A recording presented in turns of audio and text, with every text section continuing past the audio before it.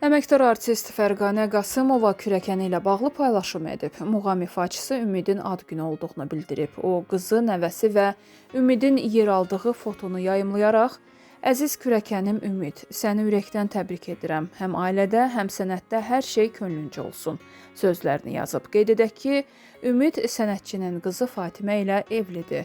Onların Şəms adlı bir qızı var.